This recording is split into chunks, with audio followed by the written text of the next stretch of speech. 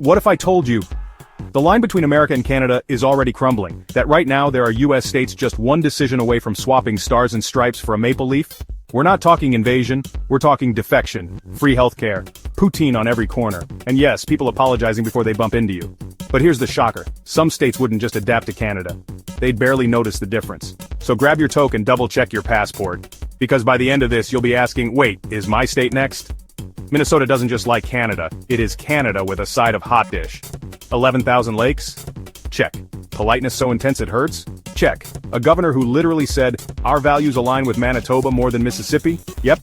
In 2025 when Canada offered emergency healthcare to Minnesotans during a blizzard crisis, the response wasn't outrage, it was thanks, eh? One trade deal, one brutal DC policy, and this state might just start measuring distance in kilometers overnight. Maine's so far east, it's practically in the Atlantic. And its loyalty to the US is just as adrift. 40% of its power comes from Canada. Its northern towns speak more French than English.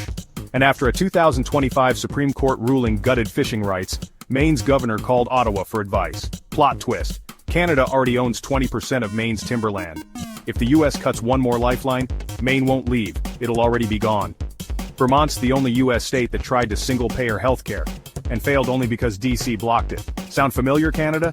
In 2025, when Quebec offered Vermonters discounted prescriptions, the border pharmacies got swarmed. Add in shared maple syndicates, a free Vermont secessionist party, and a population smaller than Calgary, and you've got a state that's one healthcare crisis away from a very polite coup.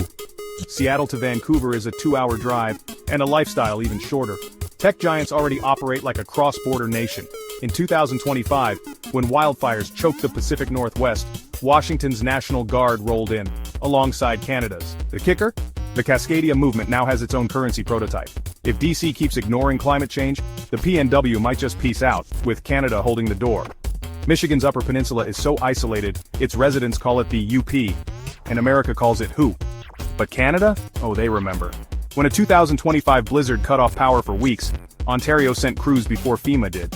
The UP trades more with Canada than with Detroit, and with a population smaller than Regina, one infrastructure promise from Trudeau, and the UP might just swap Michigan for maple.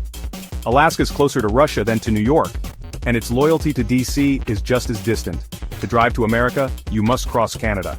In 2025, when Alaska's oil revenues got frozen by Congress, their legislature floated joining Canada, for real. Add in shared indigenous rights movements and a military base Canada already helps patrol. And Alaska's not just a candidate to flip, it's a candidate to lead.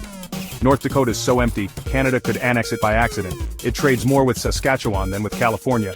Its hockey fans cheer for Winnipeg teams, and in 2025, when a pipeline dispute left towns dry, Canada sent water trucks before Biden did. One energy deal, one brutal farm bill, and North Dakota won't just leave America, it'll forget it was ever there.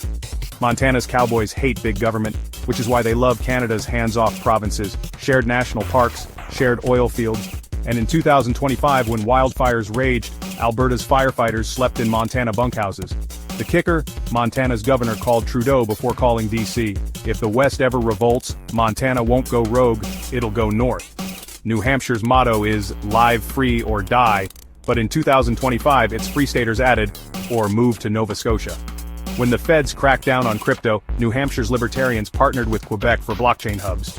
And with Canada's healthcare just over the border, one tax hike, one surveillance law, and NIH might just trade its first-in-the-nation primary for first in the provinces. And the #1 state that could turn Canadian overnight? Oregon. It doesn't border Canada, but culturally, it's Vancouver's twin. In 2025, when Oregon legalized all drugs, Canada sent advisors, not critics. The Cascadia movement has its own passport design. And with Portland's anarchists and BC's hippies already sharing blueprints, one climate disaster, one federal crackdown, and Oregon won't secede, it'll ascend to Canada. So, could it really happen? Maybe not tomorrow, but in 2025 the cracks are deepening. Drop a comment. Which state surprised you? Smash like, subscribe, and hit the bell. Because if Texas starts eyeing Mexico next, you'll hear it here first.